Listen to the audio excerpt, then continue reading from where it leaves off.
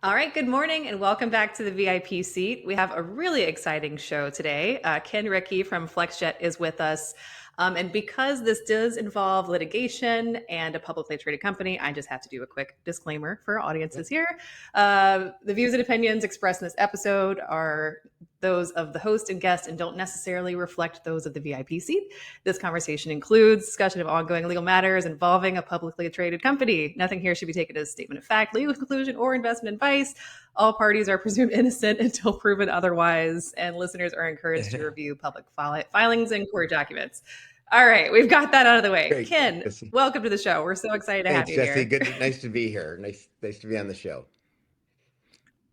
Yeah. And Preston, Holland is here as usual. I think, we were talking earlier, we have a lot of different people who listen to this show. So I think, first of all, we're talking about the case between you and Honeywell, but there are people who listen that may not even know what an engine program is and why it even matters to the business so much. So maybe you could give us just a little background on why do people have these programs? What values are we talking about here? What's the impact on your business? So I think you have to start by thinking about this as selling the razors to get to replenish the razor blades. So if you go back years ago, there used to be programs where the engine manufacturer would develop an engine, in line to go on an aircraft. And then that was very costly, and the manufacturer used to pay for that development. Well, then later, manufacturers, OEMs, started to have the engine makers develop an engine for them. But what was the tit for tat? The tit for tat was that exclusivity on that engine. And then what the engine makers decided was the best way to kind of recoup their investment was not by selling a single engine, but by selling a recurring maintenance program. So this evolved into exclusivities into engine maintenance programs. And there's a lot of flaws in these programs, and I'm glad to go as deep or as little as you want into them. But suffice to say, the idea was hand over or invest the cost in making an engine for a particular aircraft and recouping that cost through overhaul and maintenance and repair. So it's basically you are paying the manufacturer to develop the ongoing maintenance support. So instead of saying, "Hey, I'll do my own maintenance and I'll pay for it when it comes up," you're funding the engine manufacturer to then develop all of the MROs and things like that instead of doing it for yourself in house. I think it's maybe a little more complicated than that, Preston, because the idea is that early on, think about early jet engines. These things broke every 1,000 hours. They were very unreliable, and so and they're expensive to maintain. Right? There's expensive metals that go in them. They're highly complex. And so what ended up happening was you bought it as almost an insurance program. So you paid an hourly fee, $100 per hour. And when the engine broke, and a lot of them broke prematurely, then it was automatically repaired. It was automatically overhauled if necessary. So it served, being on an engine program to the operator served two purposes. One was it was an insurance policy that guaranteed you if something broke early, you wouldn't be surprised by some hundred thousands of dollars of repair that you didn't account for. And the second thing was, since these repairs were expensive, and go back to like an early Citation jet. An early Citation jet sold for $595,000, and the engine overhaul was $100,000. So you could be faced with an airplane you bought for roughly $600,000 with $200,000 worth of overhaul costs. So the idea was, if you paid per hour, when that cost came in, it wouldn't be so striking to you. It would just be in the operating cost of the aircraft. So it provided insurance and spread your capital cost over the life of the operation. So that's what the engine program did for the operator. Yeah, and then there's so many layers to this too. Do you have corrosion coverage? Because sometimes corrosion can make those overhaul bills that you thought were going to be X twice as much because they found so many pieces of corrosion. And the big issue here, I think, too, is the rental pool program. When your engine is going in for overhaul, to have a rental available to be able to still continue to operate your aircraft, even if it's being overhauled for, many, many months because they found a lot of Correct. issues. So I think that's, yeah. And there's so much money. I think people underestimate how much value in the total asset itself is in the engines. I mean, do you have numbers on that? Is it 50%? Is it more? It depends on the models. It depends on the model, but it depends mostly on the age of the aircraft. But if you get to an older aircraft, and here's a crazy, just an analogy, and again, it's all the manufacturers do it, and the fact that I'm using one as an example doesn't mean they're worse or better. All of them have the same model. So if you take an example of Rolls-Royce on the G450, I picked this one because on Gulfstream, on the Rolls-Royce engine, they tend to be more calendar than hourly. Those overhauls are every 10 or 20, every 10 years is a minor overhaul, every 20 years is a major overhaul. So your first G450s now are coming up on their 20 year, which will be the major overhaul of that engine. A G450, a 20-year-old G450 is a $9-10 million asset, and those overhauls could be $7 million each. So you're putting a $15 million over engine expense into a $10 million value asset. So to elaborate on your point, yes. And do the numbers change? They do, because some of the aircraft are hourly, not calendar. But yes, the example that it can be easily 50, 60, 70%, if not more, of the total of the value of the aircraft. That's crazy. Yeah, as a percent as a And percentage, I mean that's like why not scrap it? I mean, I guess that's the big argument is if it's not worth that to do the engine overhaul, I guess if it's not on programs, you do, right? yeah, yeah, and of course, think about it. You're making the obvious insight. Why not scrap them? Which what do you think the manufacturers want? They want it to be scrappable, so you'll go buy a new airframe, right? So New it's just plane. one of the Right. ways that they cause these aircraft to become non-serviceable and so on. But here's the craziest thing: if you fly, let's say that there's a in the case of Rolls-Royce, if you're on that engine program and you've been on it for 20 years, and assuming that um, you've had no insurance, the aircraft, the engine didn't break prematurely.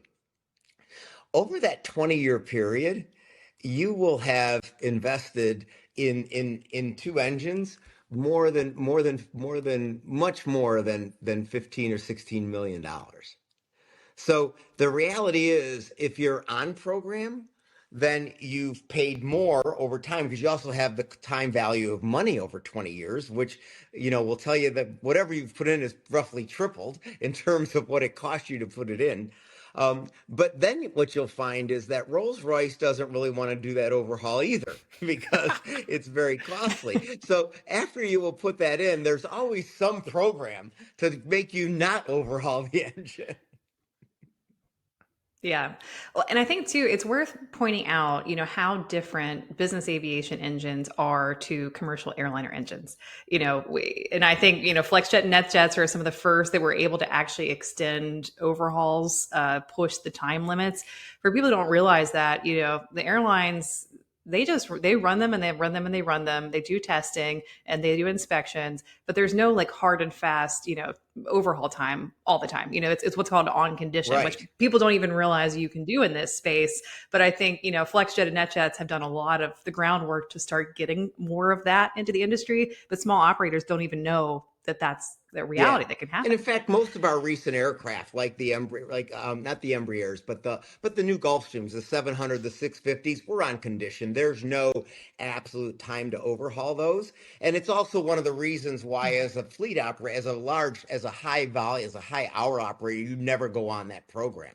We would never go on those engine programs. I tend to think, when people who are single aircraft flight departments and they ask me the question, I still recommend they don't go on it, because you can actually buy engine insurance today, and it's relatively cheap. So you can eliminate one of the reasons. And the other thing is, most companies will look at operating expenses of capital investment different than operating investment. So if you pay $800 per engine per hour to Rolls-Royce, that's a $1,600 operating cost on a G650, which quite frankly, the G650 is not expensive to operate. Internal costs for us run in the around $4,000 an hour. So to put $1,600, increase your operating cost by 35% is really bad for your ongoing operations. But think of it this way.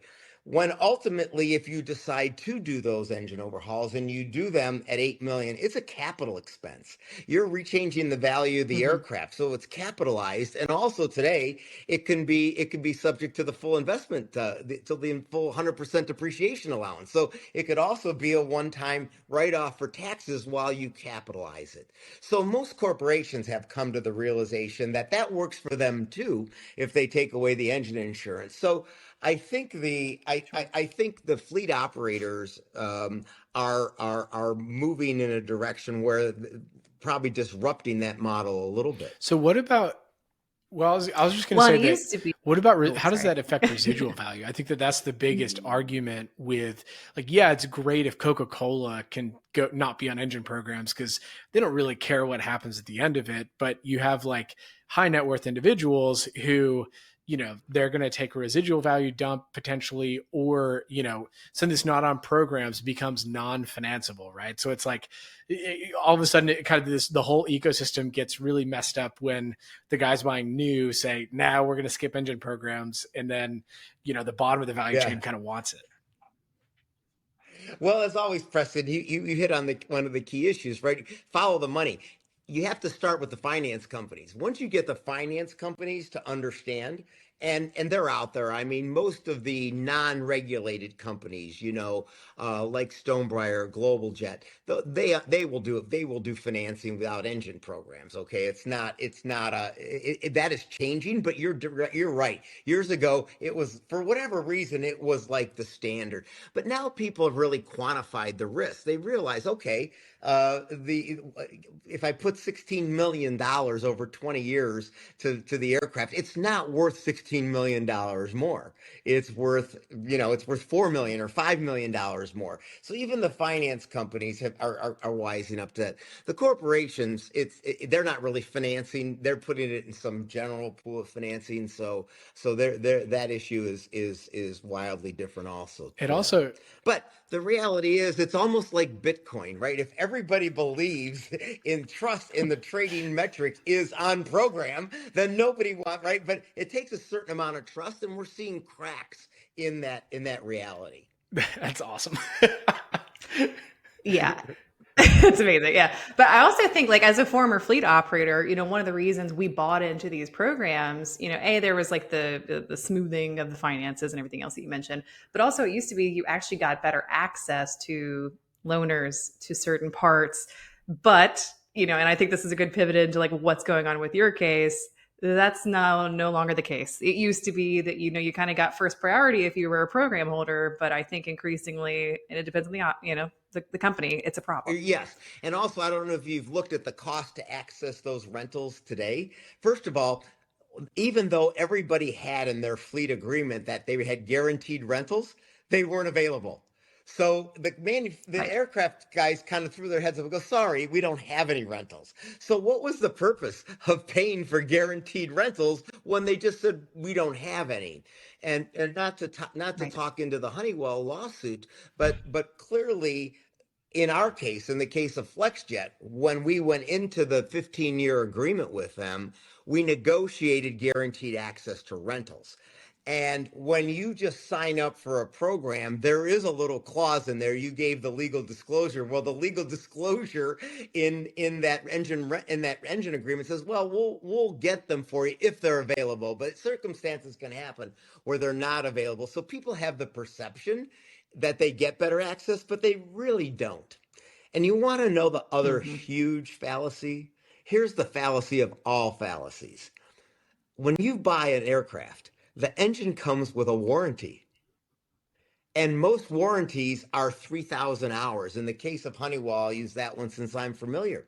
So you have an engine that overhauls at about 4,800 hours in normal use, but 3,000 hours of it's under warranty. So if the engine breaks prematurely at 3,000 hours, it's covered. But what do you think? You have to pay the engine reserve. You have to pay that engine program for 3,000 hours. So you're almost double dipping. You're double paying for the Mm. first 3,000 hours of warranty. Now, in the case of like FlexJet, we would never have even gone on an engine program. But in the case of our agreement with Honeywell, we negotiated to these points. We had negotiated to guaranteed rentals. We negotiated no payments for the first 3,000 hours of use so that we didn't have to double pay on the warranty. So those were some of the facts that were specific to our case that created this agreement. And I will tell you that early on in the litigation, which has gone on a little over 4 years, coming up on 5 years, in that litigation, there much of the documents were sealed until summary judgment. And I believe that Honeywell kept asking those documents to be sealed because they didn't want the world to know that you could negotiate against the warranty period, that you had to negotiate for guaranteed rentals programs, that this wasn't just included in the program. And to go back, what we glanced over, we launched into this, but the manufacturers programs, once they went into this hourly, get used to your dollars, many of them, like in the case of Honeywell, they just became an insurance company. If you look, they don't even do most of the work anymore. They send it to their channel partners. They send it to Duncan Aviation. They send it to Standard Aero. They only do about 15% of the total work that's done. So in the case of Honeywell, they're not even though they did the design work and the engineering work, they have no capital investment in the tooling. They're just kind of an insurance company. They take in your monthly payments, and when the engines come due, they go out and they negotiate with the aftermarket repair shops like Duncan, and they get them to repair them for a cost much, for some, I guess, contractual cost that I'm not aware of.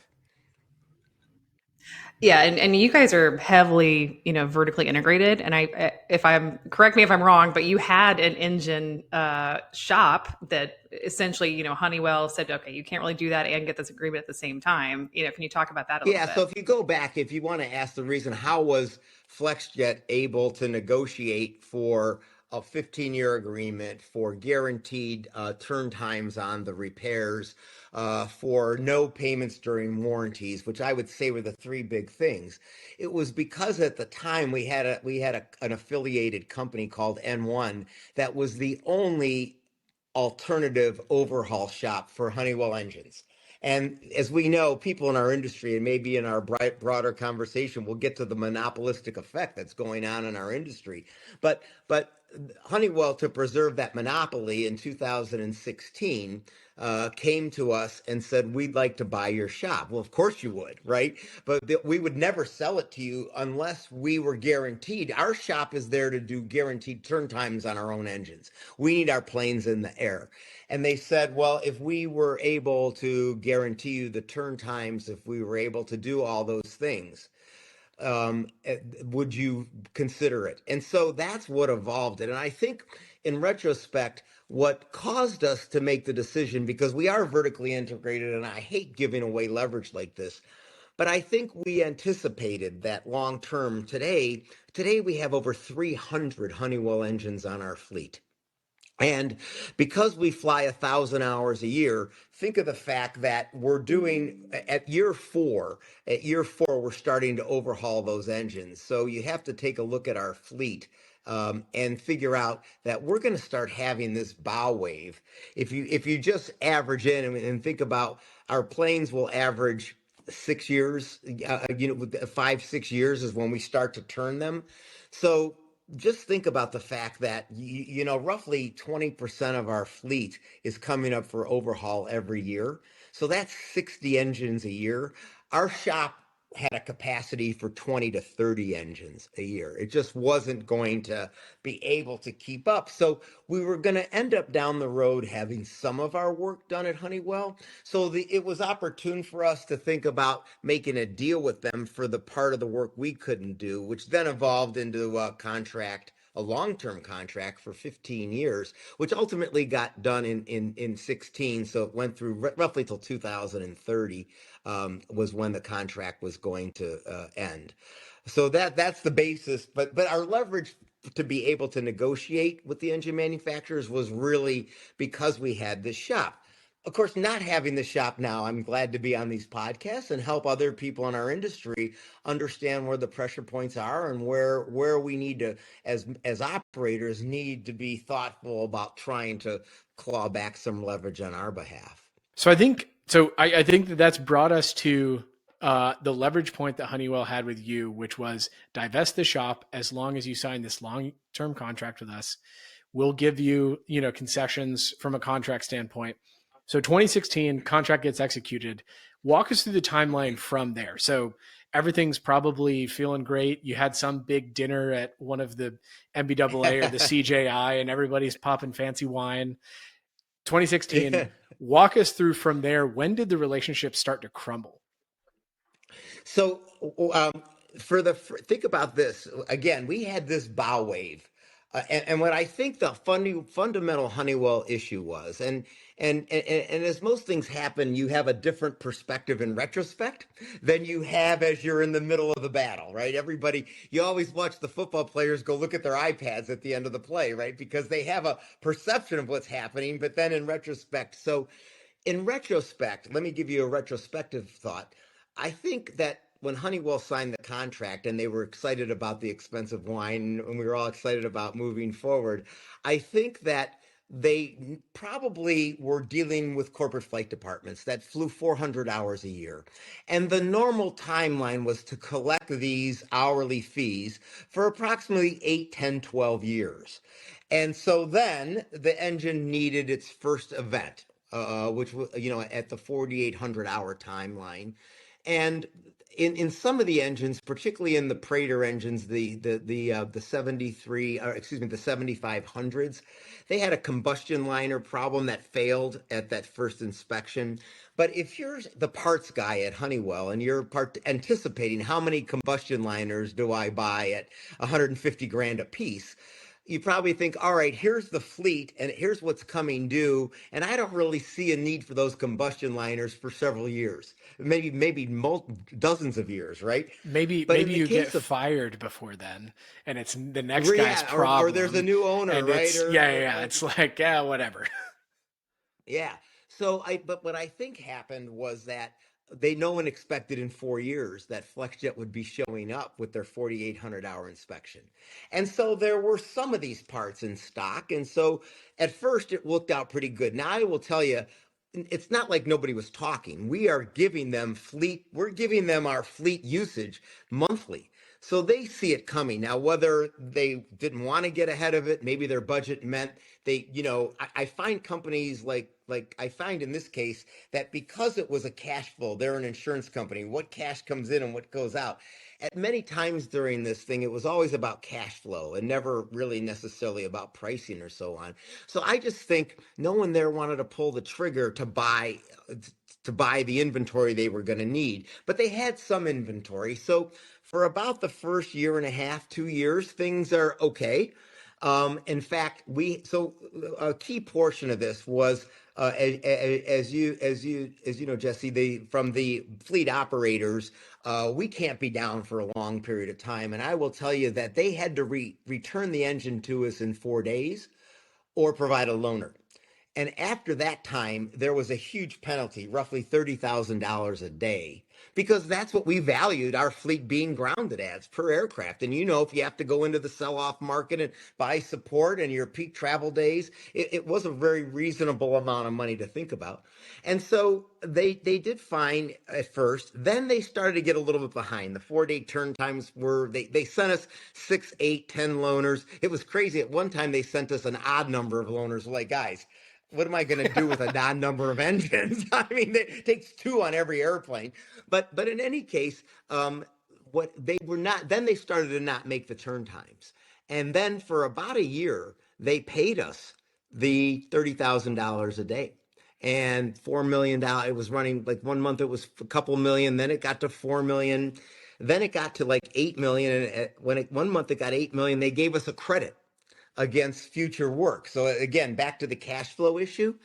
And so that was kind of how everything evolved. And then one day when they kind of saw the number of engines were down, they said, no, no, no, we're not paying you anymore. They just unilaterally decided, no, we're not doing it. It was bizarre. And this wasn't Now, they didn't have COVID supply chain to blame at this point, right? If I remember no, this was a correctly, year. this This yeah. is a year before. It's a year before COVID, right? Hmm. But I guess in their eyes, thank goodness for COVID, because then they could create the supply chain issue that they then created. They claimed under force majeure that Force there were events majeure. beyond. Oh yeah. Right. There were events beyond their beyond their ability that were affecting this. So so now all of a sudden, I think by the time COVID is there. By the way, about a year goes by during this period where we're trying to be friends. We're trying to hold meetings. What do you want us to do? At one point in time, we get very close to, like, we'll take these amount of credits, we'll suspend this, and then they pulled out at the last minute. So there were attempts over about a year and a half to try to get back on track, right? Um, but so then we got into what I call the legal section of it. This is when my dad told me, if I thought I needed to enter into this contract with you, I wouldn't enter into it, because this is only as good as the people behind it, right? So if you're dealing with a bad actor on the other side, it doesn't really matter what the contract says. But I think a couple things, and I have there's a few things that came out that are in the depositions that you can tell where they slighted Flexjet on purpose. But I believe they began to think that Flexjet couldn't financially stomach not having airplanes in the air. And so this was a difficult time. We had up to 100 engines off wing. So that grounded about 30 of our aircraft. But I believe in their mind, because every time they would tell us, we have an engine ready to return. We just want you to waive the liquidate. We want you to waive the liquidated damages clause, this 30,000 a day.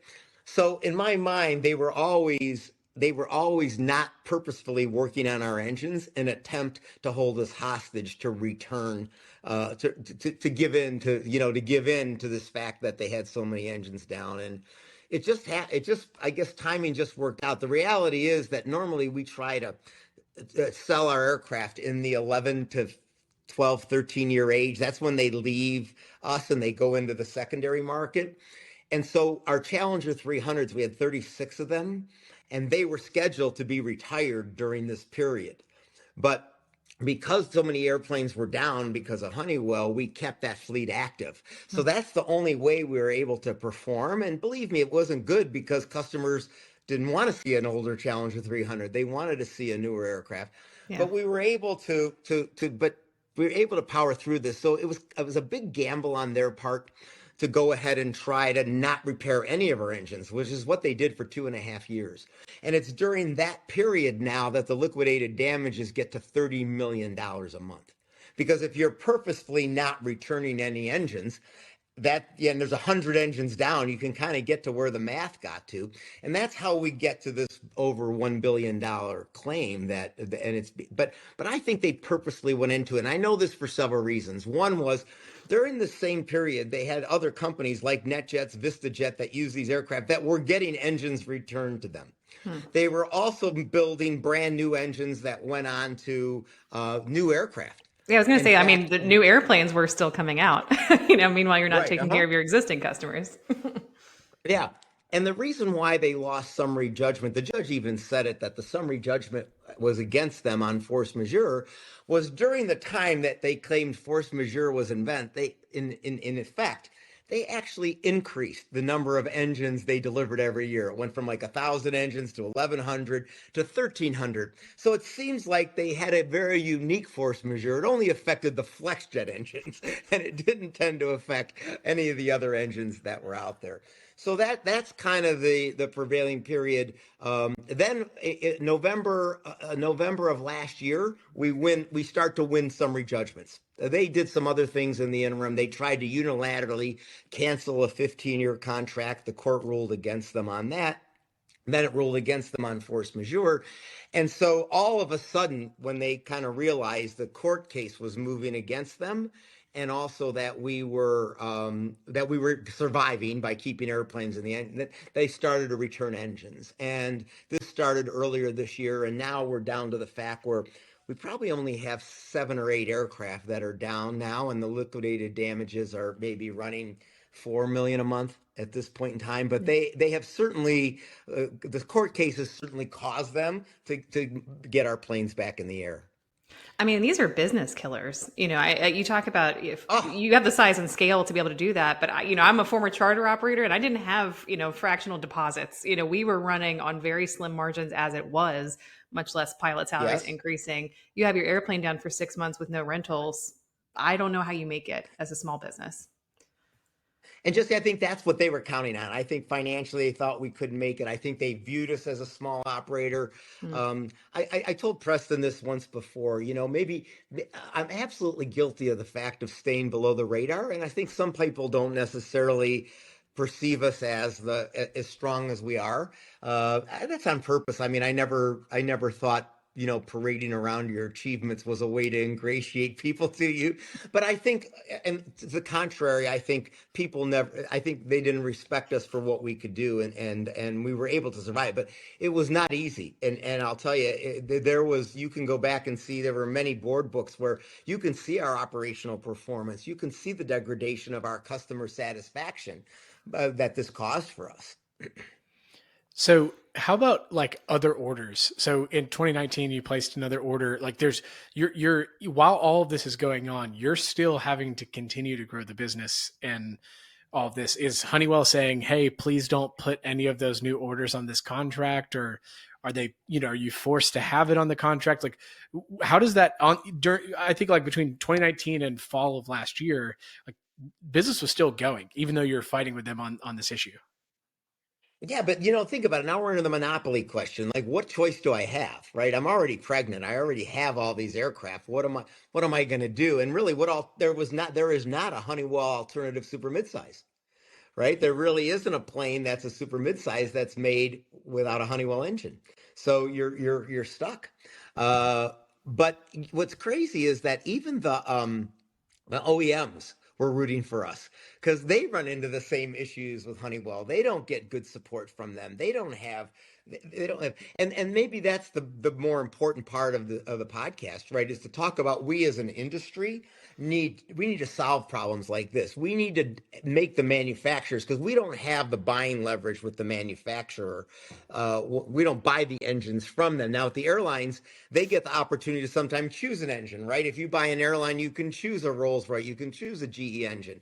In our industry, we don't have that. So we have to put pressure on the OEMs to make these changes in those engines and how they get there. Now, that's also dicey, right? Because the OEMs have taken advantage of this situation recently too. They're guilty in this also. We have tried, like for instance, with a large order, with a large fleet order now with Embraer, because we do our own maintenance, we have access to maintenance manuals, to overhaul manuals. But those are required by the FAA. And over the years, the FAA has never chose to enforce this requirement that manufacturers deliver parts and overhaul manuals. And so the manufacturers, knowing they're not going to get slapped by the FAA, have chose not to do that. Try to get wiring diagrams for an airplane you get delivered today. They don't want you to have those because they want to be able to be the only ones that can repair those.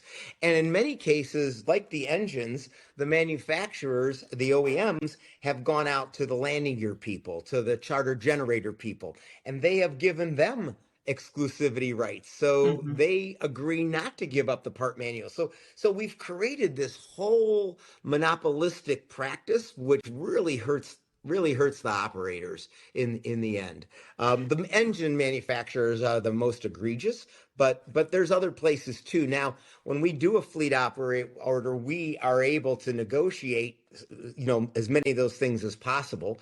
And when we can't, we shy away. There's a reason, for instance, today we have a very minuscule order with Gulfstream. They are just very protective of all of their parts and wiring diagrams and so on. And so that takes away for us the compelling need to buy a brand new aircraft. We can buy a 700-hour, 800-hour aircraft, which works for us in fractional, Right. and we're not gaining anything. We're getting a discount to buy that, and we're not gaining anything by getting it from the manufacturer. So believe me, I've tried to get the manufacturers. I tried to make the claim that if you watch over the last 10 years, the fleet operators are gaining a disproportionate share of the whole market today. There is a general move towards fleet operators, and fleet operators will have a certain leverage that they're going to demand from you. And look at the airline industry.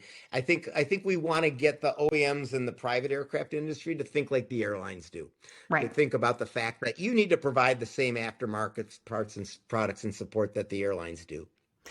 And two, I think, look, this is a friend of mine is in these engine programs and knows it very well. He estimates the market, they're bringing in about $4 billion in revenue from these programs. And I'm like, how do we actually enact change? Is this just, all right, we're not going to play your games anymore. We're not going to invest in, this program because it's really not delivering. And especially if you're a small operator, if you're, couple airplane fleet, what do you do? Because you're damned if you do, damned if you don't with these programs. Right. Well, first of all, I think you know me as a little bit of a provocateur and disruptor. So don't think when this started 5 years ago, we haven't been developing a Honeywell alternative. And I think that'll be here by the end of the decade. And that's one of the keys, right? There has to be a compelling alternative. And I picked on them, A, because they never treated us well. B, because their monopoly is the biggest, right?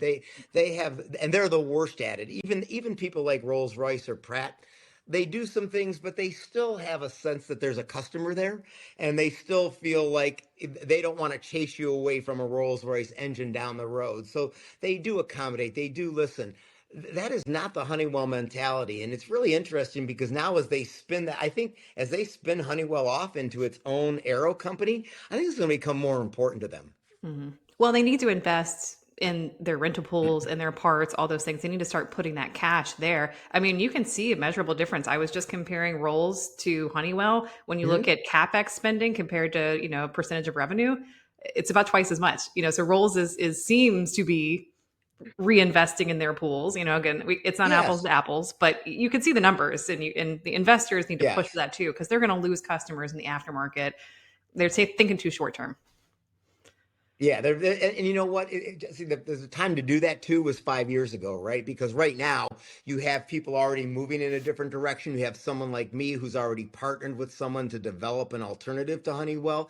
You have the OEMs who don't like them, who are glad to find an alternative to Honeywell. So unfortunately, you do have, they've gone in that direction. By the way, let's back up a second. I love this industry, and I hope we'll take this not in a bashing, but in a way to help people that are around us to improve, right? I mean, going back 5 years, it would have been totally different if Honeywell would have said, "We just want to help service everybody. What can we do to make this better?" There's a reason Honeywell is always ranked the worst in customer service in any survey that's out there, right? And to But be fair, it's the not just solution, them. It's not just Honeywell, yeah, like, and that's the one we're right, talking about today. But I can tell you, I've heard it from right. everyone. Lots of problems with lots of manufacturers. You're so right. You're so right. And so what we want to speak of, what I want to do is get people to let's help them to get better at it. Let's make it vocal enough that that they should try to do better at this. Well, I mean, I think you have JSSI, who is kind of the non OEM, and then all of the OEMs that have gotten into this business and have created, you know, well, I guess the question is does JSSI or does third party actors have the same problem, or is it better because there's better customer service, or like what is the alternative for your everyday? Because I would imagine for the time being, the small operator's not going to be able to buy Ricci Engine Programs LLC, from day one, right? So like, I guess what are really the alternatives here? I would tell you there's a couple of alternatives. Number one is that we should move away from the engine program at all. I would make the claim, in fact, Preston, one of the things I've been drafting is it's way too financial, but it's walking through you the illogic of being on these engine programs, given warranty and given lack of rental pools, given lack of and given the cost that you end up paying. And I'll also show also in that is considering the depreciated value, right? We always thought this residual value. The residual value is not worth the cost you put into the program. So number one, I would say is we as an industry make ourselves aware, make the engine people understand we're not buying into this model of you guys just always charging us, right? A power by the hour program, which worked in the 70s, kind of into the 80s on the old Learjets, but it's not relevant anymore. So that's number one. Let's get off program, and that'll now once you're off program, then the captive goes away, right? The reason why there's only 4 places that overhaul Honeywell is because if they're on program, you have to go to one of those 4. Otherwise, you don't get the credit. If people are off program, then there will be aftermarket shops. There'll be repair shops that will develop the skill set because then it'll be a competitive quote. How much is my overhaul? 1.5 million, 1.8 million. When can I get my turn time? Where's my rental engines? Now it becomes a negotiation. So going off program is the key that will allow us to then allow the industry to adapt and create competitive alternatives. Yeah, that's interesting. So what about for the non-FlexJet who has a very strong balance sheet and access to capital? Like, what about for the flight department that's chugging right along? They're not ready to write a $2 million overhaul check. I mean, would you say like, hey, take what you would pay the power by the hour and throw it in, a high yield account that's completely safe and buy treasuries, right? Like, I guess that's the Yeah, well, alternative. make sure you have engine insurance, right? Go ahead and cover your catastrophic event insurance. Put that on the side. And I think I have a little different view than you. I find that larger companies do have the capital. They just have to allocate it for it, right? They do have $3 million hanging around for the overhaul if they know it's coming, and you can predict this 5 years out. If you're flying 400 hours a year, when it's going to come up, right? And I think any analysis will show you that if you saved that $700 per hour over that 400 hours a year, okay, and then had it invested at whatever your corporate bond rate is, it's far more lucrative. It's a much better financial transaction because in the reverse, it's the whole transaction that they make their business on. Their whole transaction in the reverse is to be able to kind of scrape off the top, take the vig off the top of what you're paying them every month. Does this So you help talked. does it help the scrap rate too? Because one thing at JetNet this year, all the all the public guys were saying, "Hey, business aviation doesn't have enough scrap rate," and that's the big problem. Is that you don't have a scrap rate, so therefore the industry is not really growing. Does it like help alleviate some of that problem that airplanes that should be put out to pasture? I think we all agree that there is a fleet of really old airplanes that should all be put out, and they're still holding on because they're on program and really there's a fleet of 1980s G4s that's floating out there that they all should have gone to pasture like 10 Right. years ago, but they're still Yes. out there. Yeah.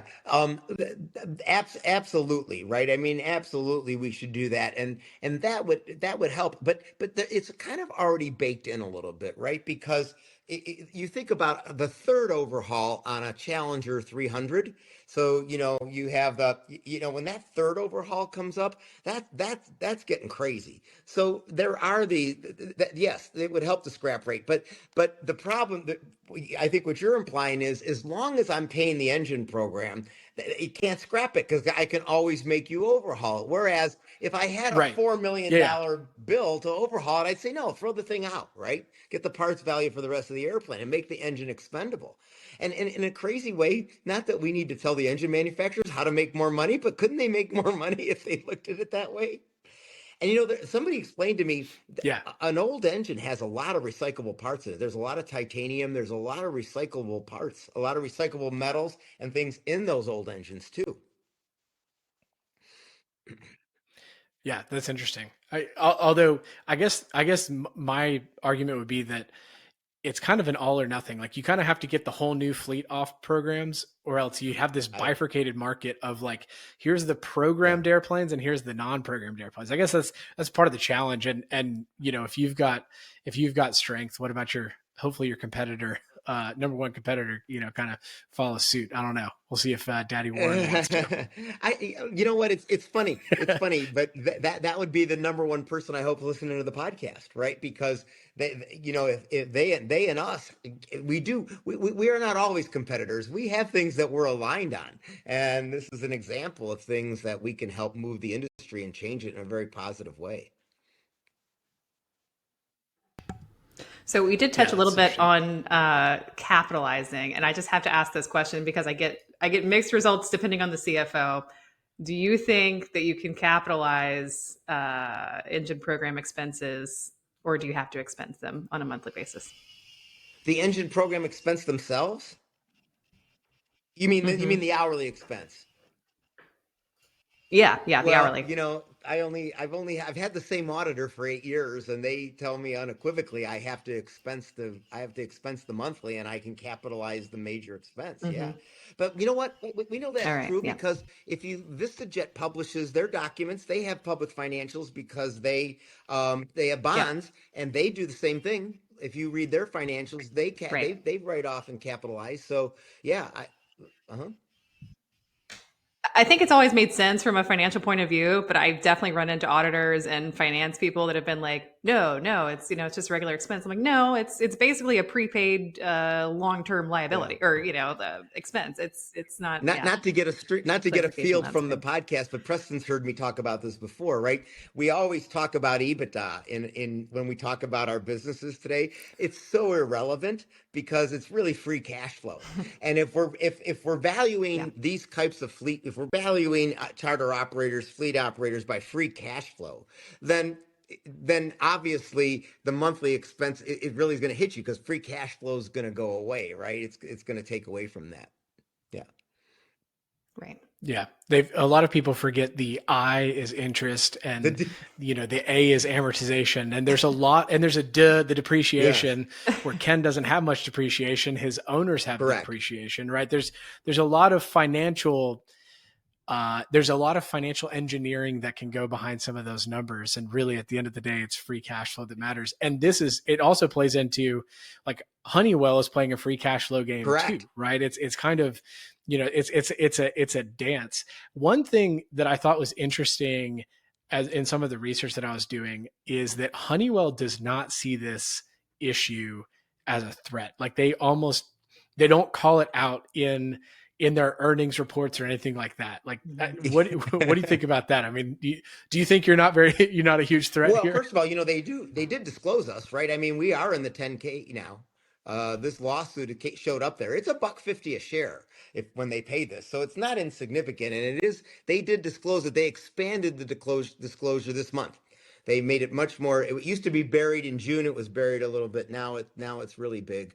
Um, but I thought you were talking about more of the free cash flow risk yeah, they I don't think they Yeah. get that that's a potential problem yet. And we do have to give Richard Santulli a lot of credit when he figured out this fractional model, because he's the one who came with the idea that we often ignore the dot. We often ignore the depreciation and the amortization, and his model of taking it and putting it into the hands of the client is brilliant, right? And that's why I think it's one of the ones that work today.